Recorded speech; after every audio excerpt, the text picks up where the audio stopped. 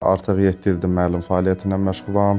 Döyüşə qatılmamışdan qabaq müəllim kimi fəaliyyət göstərirdim və cənab prezidentin sözlərini eşitdikdən sonra, Tovuz hadisələrindən sonra müharibəyə könüllü olaraq yazıldım və döyüşlərdə iştirak etməyə yollandım. Vətən müharibəsindən qabaq aprel döyüşlərində də döyüşmüşəm. Mən artıq ikinci müharibə idi ki, iştirak edirdim.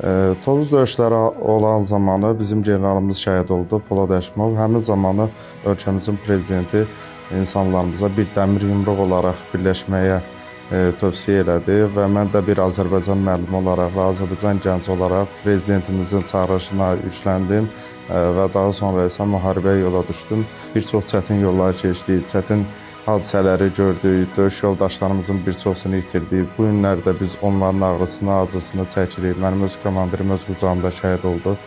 Allah rəhmət eləsin. Sadəcə olaraq bizim bir dənə inancımız var. Dövlətimiz, bayrağımız və Azərbaycanımız. Onu qorumalıyıq. Müharibədən qayıtdıqdan sonra şagirdlərinizə öyrətmək istədiyiniz ən vacib həyat dərsi nə oldu? Necə ki, bizim müəllimlərimiz bizə bu dərsi verib, bizi milli vətənpərvər ruhda yetişdiriblər, böyüdüblər.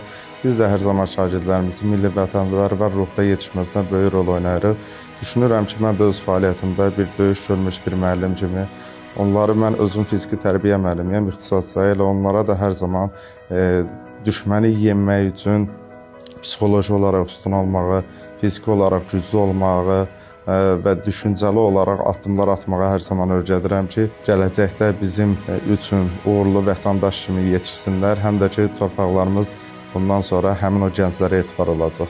Tarixi qanla yazmaq çətindir, yoxsa o şanlı tarixi sinif otaqlarında təhsilin gücü ilə yaşatmaq? Mən deyərdim ki, tarixi qanla yazmaq əlbəttə ki, çətindir.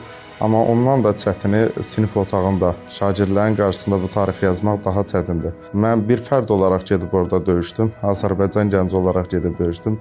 Amma bu günləri bir neçə dənə şəxsiyyəti yetişdiririk ki, onlar sabahlar bizi qoruyacaqlar.